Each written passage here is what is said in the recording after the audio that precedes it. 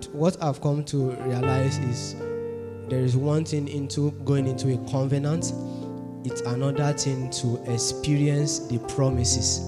There are some ingredients that are very, very important before we can see the manifestation of these promises in our lives. So the covenants are established upon better promises. So this morning we'll be looking at the topic, covenant practices, fulcrum, our words and our testimonies.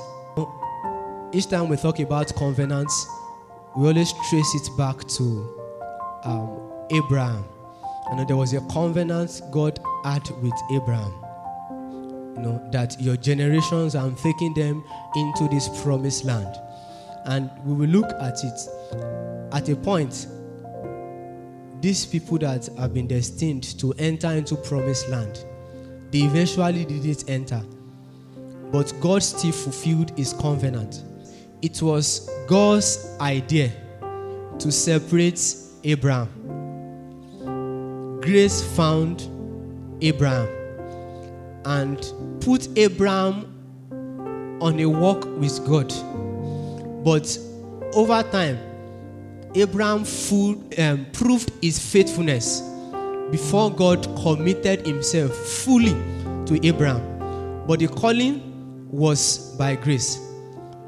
Grace is God's love to us, but faith is intentional.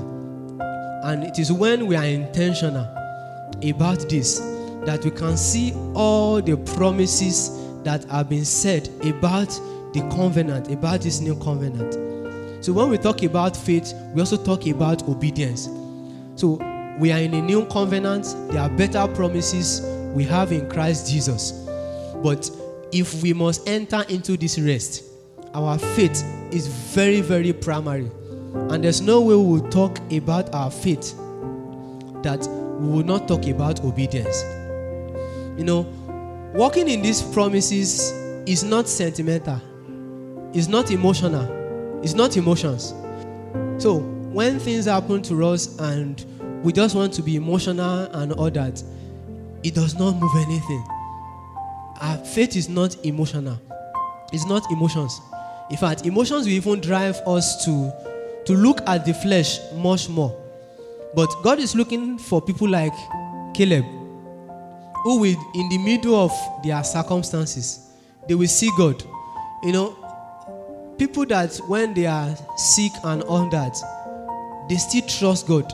It's not as if they are not feeling the pain physically, but they chose not to agree with what their body is telling them. So it is the will of God for us that have given our lives to Jesus, that have come to him by believing in him, that we continue therefore in that same faith, that same believing, that our faith is not watered down. Our testimonies are very, very powerful. There are times when what keeps you going, they are the testimonies of yesterday. What has gone done. Let's do well to document our testimonies. They are very, very important. You may want tempted to say that God has not done something spectacular for you. But I think you should think about your salvation. How God saved you. Where you will have been. When you put down all these things, when trying time comes, when it looks as if your faith is weakening, you go back. Said, and they overcame him by the word of their testimony. Let's stand up to responsibility. In the place of strengthening our faith, let's guide our company. Let's select our company carefully. And let's watch what comes into our ear. Very, very important.